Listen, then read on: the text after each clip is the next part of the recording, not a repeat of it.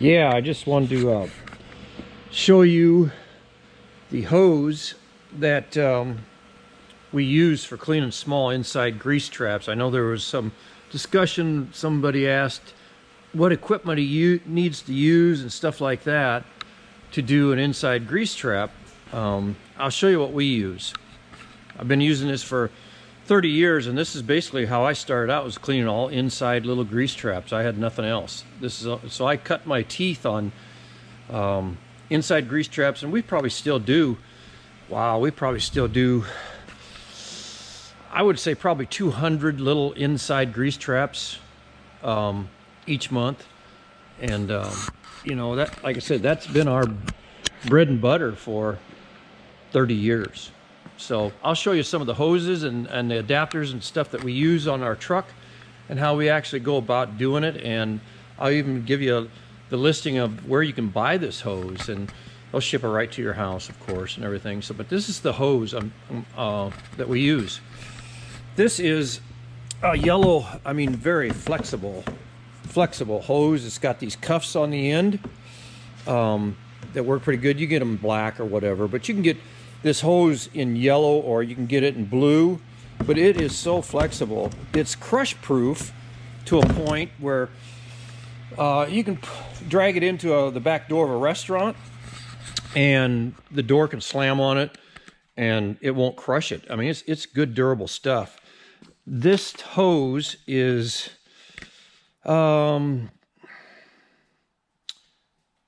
it's an 1.5 inch hose with cuffs on both ends. It comes in 50-foot lengths is what it comes in. This is where it's from. I don't know if you can read this or not, but I'll see if I can get, it's Power Life or Power Flight is what it is. And that's the name of the company. This is the hose, the item number. Hopefully you can see that. It's K1146, I believe, is the item number. And hose, if you can see that, it's TMHD 1.5 inch by 50 foot with cuffs. And they have this in yellow, I guess, is what it is. But yeah, that's it. That's the name of the company, Power Flight. And they're out of, looks like Texas. But I've ordered this from them over the years, all the time. And they get it right to you. I mean, it's really good. So anyway, but that's the hose that I have used for, like I said, 30 years. Now I'll show you how we put it on our truck and how we make it work as far as hooking it up to our truck. Let me just see if I can get this arranged right where I can get a good shot of this from sitting over here on the counter. I don't know if I can get this or not the way I want it to. Maybe that'll show it. Let's take a look. But yeah, that pretty much shows how I put it on the truck and everything. But we just have it on the inside of our bigger hoses and laying in our you can see how flexible this hose is. I mean, it's just flexible. Looks like we got an end missing on this hose right now. But what we use as far as connecting the hoses is just a these are hose connectors, plumbing department. You can find them in Menards or wherever, but they got hose clamps that we take off of it, and these fit right on those cuffs, those 1.5 inch cuffs. As you can see, like here, it just fits right on there, and it connects the hoses. And you think, well, that would pull apart. It really doesn't. Not when you have. I got to get this set up where it's better and stuff, but I'm just trying to give you an idea how this actually works. I'm gonna get this set over here on this if I possibly can. Without breaking something. Give you an idea what I'm talking about. But again, I'm just trying to show you again how we just grab this section of hose, walk in the back door. The other thing we use is, if I can find it here, is these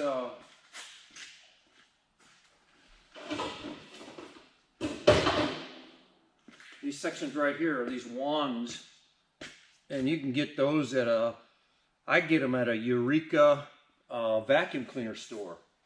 This is where I get them, and they're just for vacuum cleaners. But this it's unbelievable. This cuff, this slides right in there, and we just use that to go down our grease traps, to clean a grease trap. And then if we need to get down there deeper, we just put two of these wands together, and we got these are about 20 inches long, so I got about 40 inches I can reach down in a grease trap, and it works fantastic. So again, that's a wand that we use. The other thing that we use and show you here how we do this is this is the adapter we put on our truck. We have a 3-inch, if we can show it here and get this off, this is a 3-inch ball valve, and we just put this reducer on there from a 3 to I think it's a 2-inch adapter reducer. And then what we do is take the end of this hose, believe it or not, that baby slides right up in there. I don't know if you can see that or not. You probably can. You put some vacuum on this truck and you slide that right up in there, and that will not come out once you get that vacuum on there. It's amazing. I don't have to clamp it or do anything, and the vacuum of the truck just holds that right in there. Boom. And you just turn your valve on and go in and pump the grease trap out. You come out, pull this out, shut your valve off, and you don't drip nothing. You don't drip a thing. But that works pretty good, and this is how it works. Just pretty slick, just like that. So like I say, I've been using this method for, the last 30 years, and it's worked out slick for us, and I will keep using it for as long as we do little grease traps. It's the only way, the best way to do it. It really is. And again, I'm going to get this camera set up here, and I'll show you how flexible. And then when we come out the door, what we do is just start on our truck and just lay this flexible hose in here. It lays right in there. You can see after time, the hose gets dirty, it gets greasy, everything else. But I don't care how cold it is outside. I mean, if it was like it is out today, 42 below zero wind chill, then yeah, those hoses get a little stiffer and stuff, but they are so flexible, and they just work great. So again, that's how we use that flexible hose. That's how we clean all of our inside little grease traps. It really is. The bigger 3-inch hose we use for the outside interceptors and stuff, but these smaller 3,000 gallon trucks, we've always used those to clean most of our inside little grease traps. And over the years, it's worked for us, and I don't know if anybody else uses it that way. Our competition really don't care about our competition, what they do. If they want to use this same idea, I could care less. Yeah, I just want to educate guys that are asking questions, and how do you do that? And what's it look like? So hopefully I've gone over that and showed you how I've done it over the last 30 years or whatever. So it works slick for us. That's about it. There's one more thing I was going to show you guys. Not only but that adapter and everything, but on the back of our trucks, we've got it wired, and they've done this from day one, where we can control our pump with this switch box right here. We can kick this switch up and it engages our pump. The other switch here brings our RPM of our pump up to where it's supposed to be set. It's preset, but we have everything on the back of our truck right here that we can engage our pump, bring the RPMs up where it's supposed to be, connect our hose right here, open the valve, we walk in, hose is already laid out by the grease trap, pop the lid and pump it out, vacuum it out, come out, pull the hose off, shut your valve, shut your speed down, shut your pump down. It's all controlled from right here. And it's really worked out slick for us. And I don't know if anybody else uses this same thing or not, but for me, it's been the best way. And I just kind of came up with it.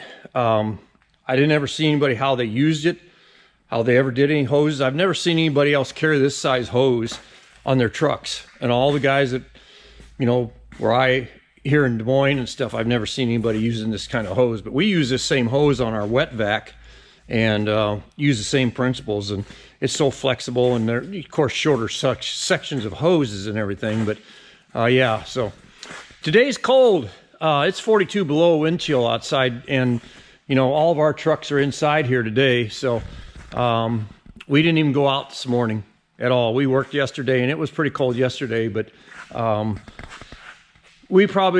don't think we'll even work tomorrow. Tomorrow's Thursday, and we may go out Friday. We got some things we got to do Friday, but it's supposed to be above zero come Friday, and even this weekend it's supposed to be getting in the 40s. And I just saw on the news today that here in Iowa it's supposed to get 50 degrees on Sunday.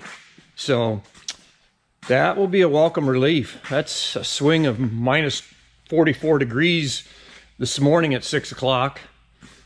That could be almost a 100-degree swing. So winter in Iowa. Thanks for watching.